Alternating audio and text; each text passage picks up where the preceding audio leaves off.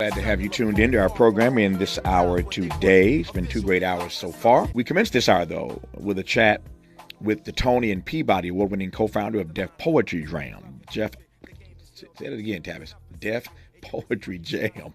Third hour, right? Def Poetry Jam, and the founder of the Genius is Common movement. His name is Bruce George, and I'm honored to have Bruce George on this program. Bruce, how are you, sir? You are blessed. Tavis, how are you, sir? Man, I'm doing well. If I complained, I'd be an ingrate. I am doing well, and I'm delighted to be in dialogue with you. Let me start with this. We all know Def Poetry Jam. I want to go back before I go forward. We all know Def Poetry Jam. We all know Russell Simmons. We all remember, his closing line every night. Thank y'all for coming out. God bless. Good night. we know Exactly. that. We know all the great comedians that came across that stage. All the great hosts who hosted that show.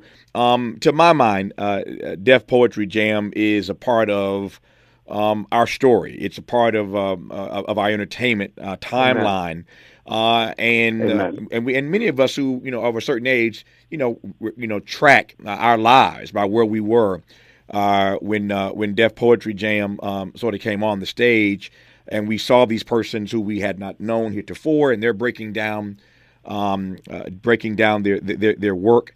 How do you process Def Poetry Jam when you look back on it? First and foremost, I'm going to answer that question, but I want to, first of all, thank the good Lord for blessing me to be here. Mm-hmm. Definitely want to thank Brother Derek Wilson, who connected me with your amazing producer, Johnny Dorsett. I'm loyal like that, my brother. I appreciate it. And so in reference to, I appreciate you. In terms of thinking back, everything happens when it's supposed to happen. You know that, Tavis. Mm-hmm. In terms of the zeitgeist, right?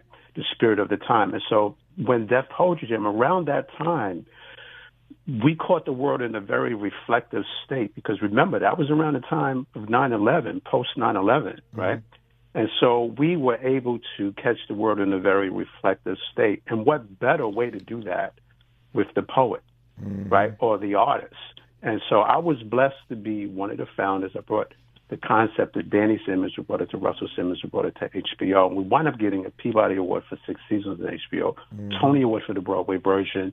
I was the town executive at HBO and executive consultant to the Broadway show, and the rest, as they say, is history. Yeah. So everything I do, Tavis, is out of activism, right? Service is the rent you pay for being on earth. And let me just give you your flowers, my brother, because you paved the way in terms of politicizing us for the Ricky Smileys, the D.L. Hughley's, the Steve Harveys, and for them, and even the Roland Martins, in terms of them being able to start having their own shows and really start interviewing people. So I definitely want to give you your kudos in reference to that. No, I appreciate it, man. And I have, absolutely, my bro, I have 3 legacies under my belt. One being, you've already mentioned, Def Poetry Jam, and then one is the Bandana Republic. Mm-hmm. I am the founder of the Bandana Republic. It's a literary anthology by gang members and their affiliates. Never been done before, Tavis. Mm-hmm. Poetry, prose, short stories, and quotes and interviews from gang members, gang leaders, and those affiliated. And then, of course, the Genius is Common movement, which I'm looking forward to unpacking. No, we'll talk about that. Trust me. You mentioned a moment ago that Def Poetry Jam was created in a moment when the country was in a reflective state. When you compare then to now, how would you compare the reflective state that we are in or not in at this moment? That's a very, very good question, because there's a movement afoot to not make us be reflective. Mm-hmm. And that's through distraction. You know that. Come on. So now what they're going to do, the elite media, because you already know that the elite media is the gatekeeper to the state, which is the gatekeeper to the ruling class. Mm-hmm. So it's all about TikTok. It's all about, what Agent 45 is doing. It's all about all of these different things, except for what's really happening. Yeah. Right?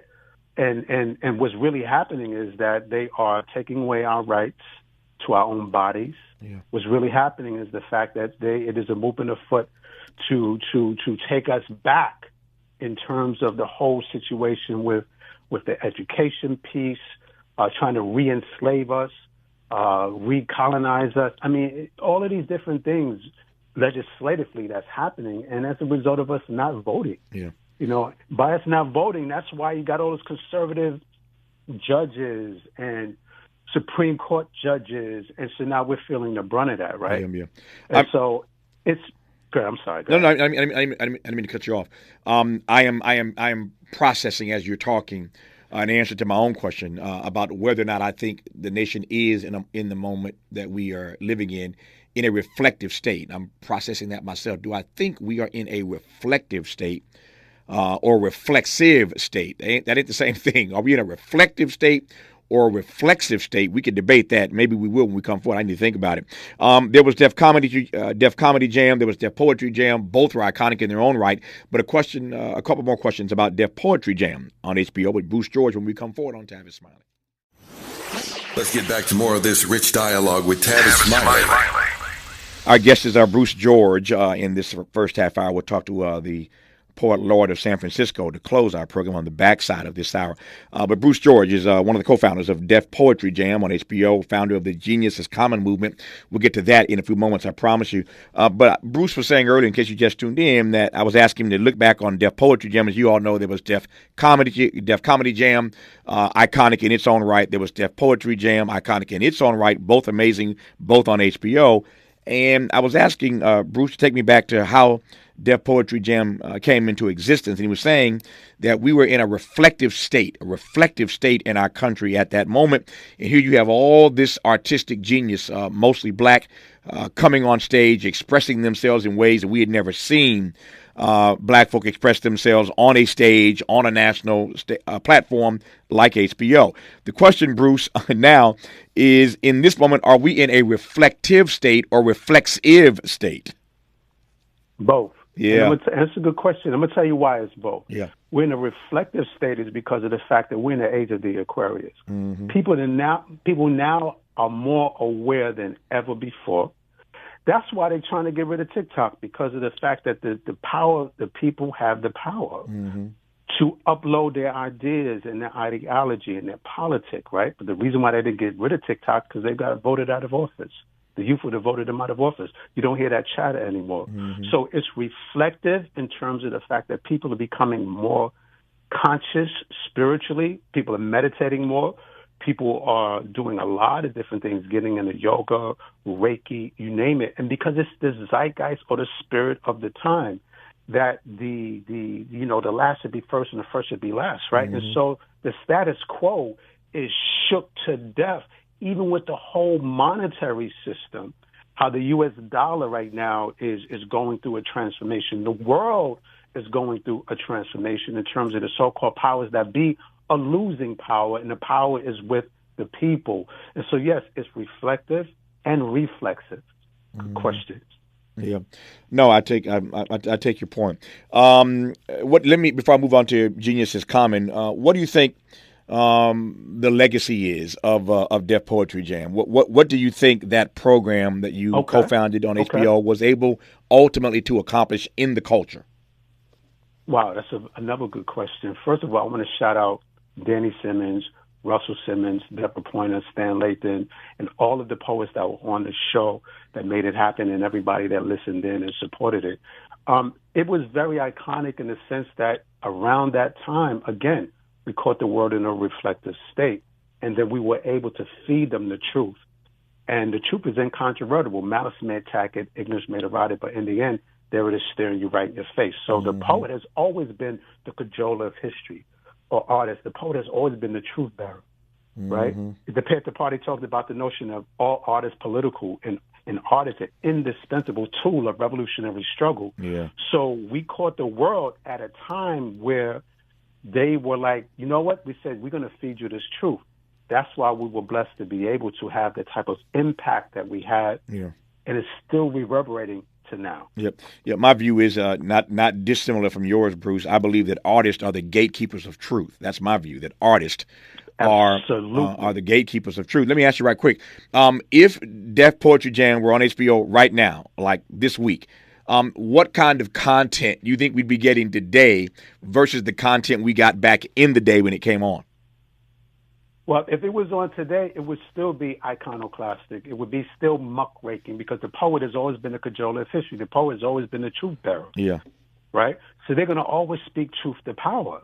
That's why Napoleon, when he came to power, the first thing he said is kill all the poets. Mm-hmm. Right? Mm-hmm. Yep. You know, and the only reason it's not on today is because of the fact that it was reverberating around the world. It was speaking truth to power. And I give HBO a lot of credit. Richard Pepler was the president at the time. Sure. They pushed the poetic license, right? Mm-hmm. But they reached their limit. They was like, you know what, we got advertisers, we got this, you know, so they got to keep it pushing. Yep. What do you make of the nature? Let me rephrase that. What do you make of the fact that, to your point now, that art can be a disruptor, that art can be so disruptive that the powers that be who brought these things to bear will back away from that artistic expression because it can be, again, so disruptive? Well, art has always been disruptive. You know, the most dangerous person on the earth is a writer. Mm-hmm. Most dangerous person on the earth is a poet. Mm-hmm. And they know that because they bring the truth. They're the truth bearers. They're the flamethrowers. Art is like the Panthers Party said again, it's an indispensable tool of revolutionary struggle. Always have been and always will be. See, Tavis, we weren't given the luxury of art for the sake of art. Mm-hmm. Art for us has always been us being on the defense and always having to use our art as a means of survival, right, during the Middle Passage. So from hip-hop, where did hip-hop come from? Where did the blues come from? They all came from that same tree of struggle, the Negro spirituals. All of that is related. Yeah. That's where hip-hop and all of that come from, the jazz, the blues, all of that art was a reflection of who we are. Ozzie Davis said it best. He said, being an African-American, however, implies that something at the core of your existence is in crisis mode or will be at some point in life. No. Right? You can't retire from struggle. Come on now. Nope, you can't retire from struggle. That's right. That quote from Ozzie Davis is a brilliant, brilliant quote, and I'm glad you reminded me of it. I hadn't heard it in a long time, but I'm glad you reminded me of that Ozzie Davis quote. I was just talking to my friend Kenny Leon, the Tony Award-winning director. Pearly Victorious is coming back to Broadway. You know, Pearly Victorious is coming to Broadway in September. That play, of course, written by the late, great Ozzie Davis. Pearly Victorious coming to Broadway in September, and I'm anxious to get back to New York to see this brilliant piece of work by Ozzie Davis that's going to be interpreted in this moment by the Tony winner, Kenny Leon. Let me one final thing, and we'll again pivot to Genius's comment. It occurred to me, and I hadn't actually really thought about this, Bruce, until you forced me to think about it, which is why I love this program. I say all the time, I always leave this studio smarter than I came in. I do this 3 hours every day. When I walk out, I'm always smarter when I leave than when I came in. And you're pushing me to think about something that I never processed before. I am thinking about all the years of television lore, all the years of television history.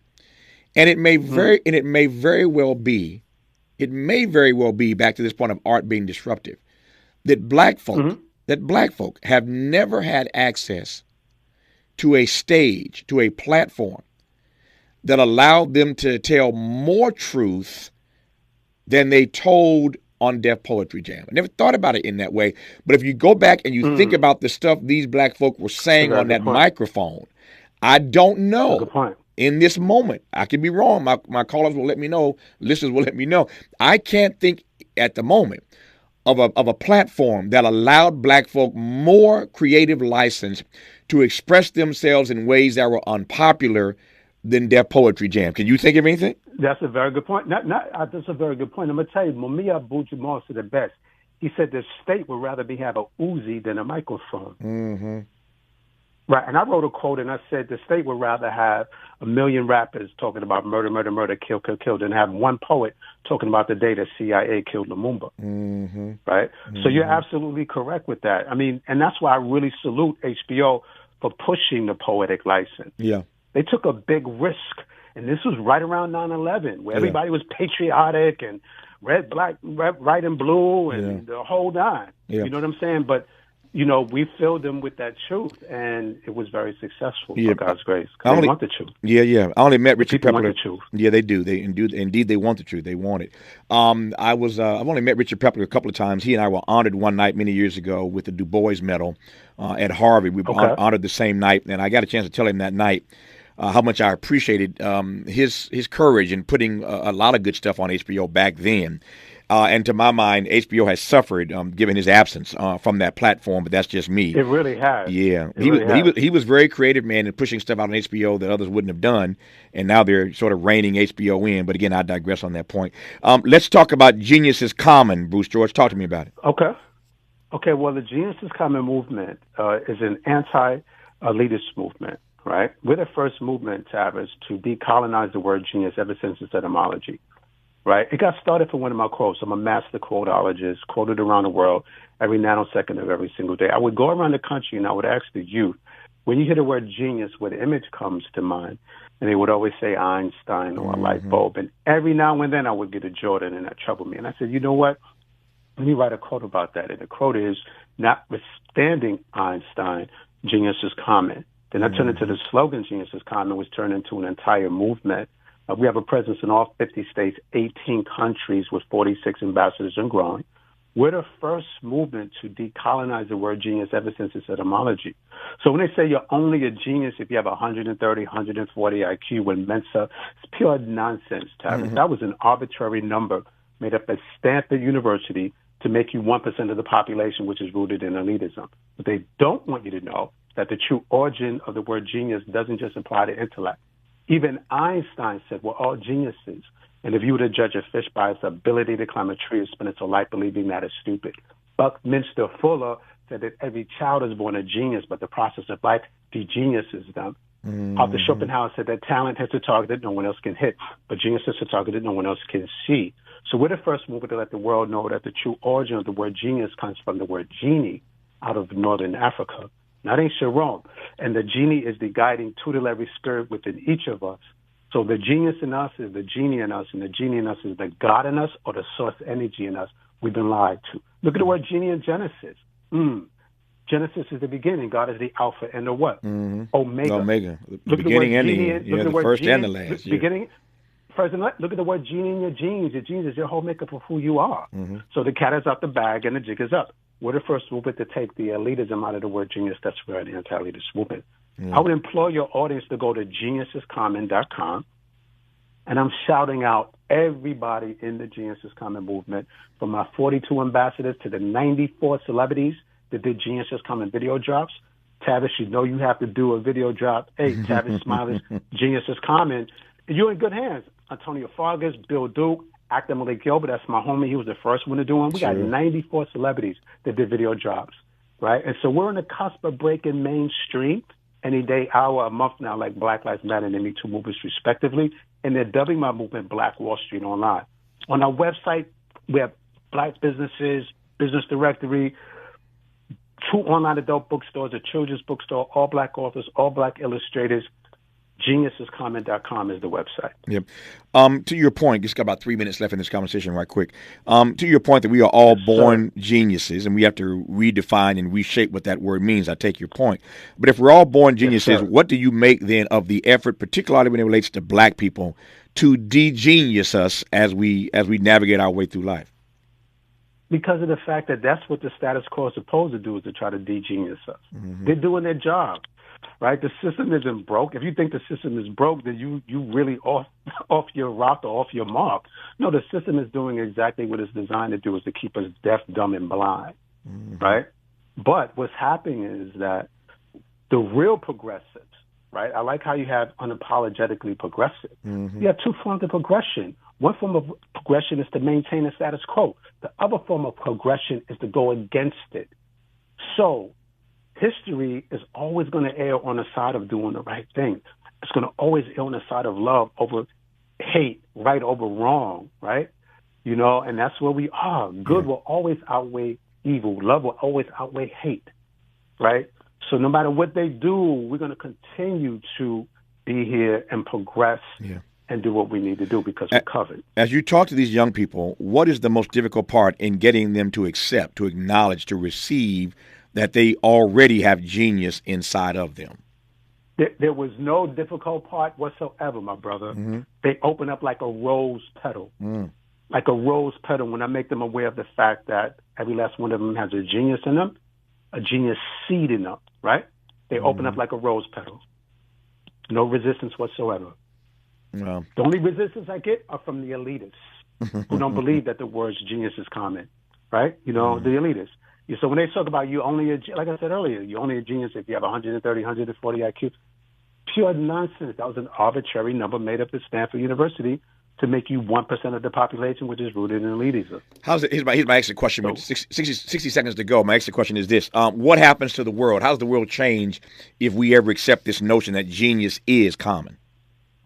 Well, people are going to continue to progress. They're going to continue to be muckraking, iconoclastic.